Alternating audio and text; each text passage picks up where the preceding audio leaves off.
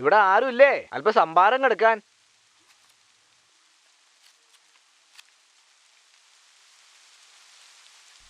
എങ്ങോട്ടാ?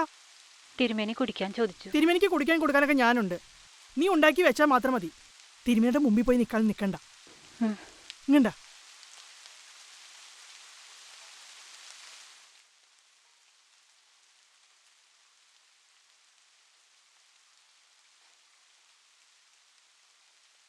എന്തെങ്കിലും വേണമെങ്കിൽ എന്നോട് ചോദിച്ചാൽ പോരെ. എന്തിനാ അവളോടൊക്കെ ചോദിക്കാൻ നിൽക്കണേ? നിന്നെ ഇവിടെ എങ്ങും കണ്ടില്ല. പിന്നെ കുടിക്കാൻ ഇച്ചിരി വെള്ളം. അതിപ്പോ ആര് തന്നാലെന്താ? നീ എന്നോട് ചോദിച്ചാൽ മതി.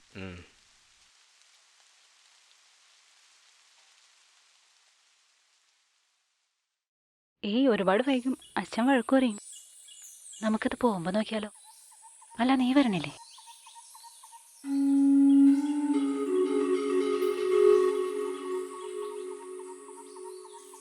പാറു, ദേ നിന്റെ കാമുകൻ നിൽക്കുന്നു. ഒന്ന് പോടി.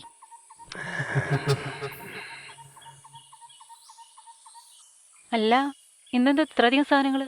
ഇന്നെന്തെങ്കിലും വിശേഷം ഉണ്ടോടി? ഇന്നൊരു വിശേഷ പൂജയുണ്ട്. അതാരോടും പറയരുതെന്ന് അച്ഛൻ പറഞ്ഞിട്ടുള്ളത്. നീ ആരോടും പറയരുതിട്ടോ. ഞാൻ ആരോട് പറയാനാണ്? അതെന്താ ഇത്ര വലിയ പൂജ? അതൊരു വശീകരണ പൂജയാണ്.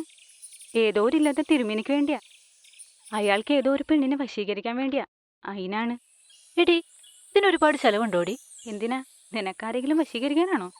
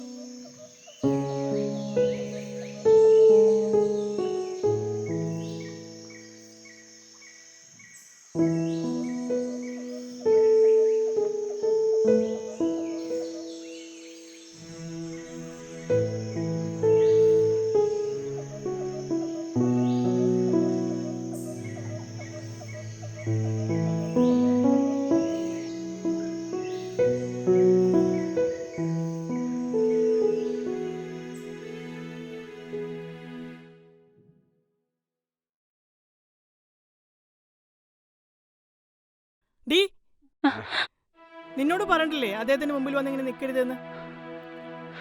ഓരോന്ന് കാണിച്ച് അദ്ദേഹത്തെ വശീകരിക്കാനുള്ള ഉദ്ദേശമാണോ? ചിത്രം തുടയ്ക്കാൻ വേണ്ടി വന്നത്. നീ അടുക്കളയിലെ പണി മാത്രം നോക്കിയാൽ മതി.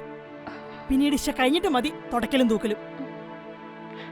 അത് കഴിഞ്ഞായിരുന്നു. കേറി പോകാത്തേക്ക്.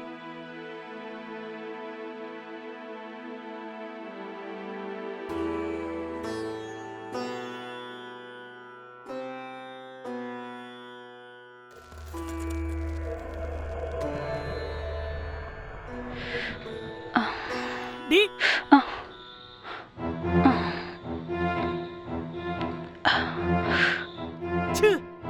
ഇതാണോ നീ ഉച്ചത്തേക്ക് ഉണ്ടാക്കി വെച്ചേക്കുന്നേ? എന്തിനു കൊള്ളാം? വായി വെച്ച് കൂട്ടാൻ കൊള്ളില്ല. അല്ലെങ്കിൽ നീ കൈവയ്ക്കണത് എല്ലാം പിഴയാവുള്ളൂ. ആ ശ്രീകരൻ,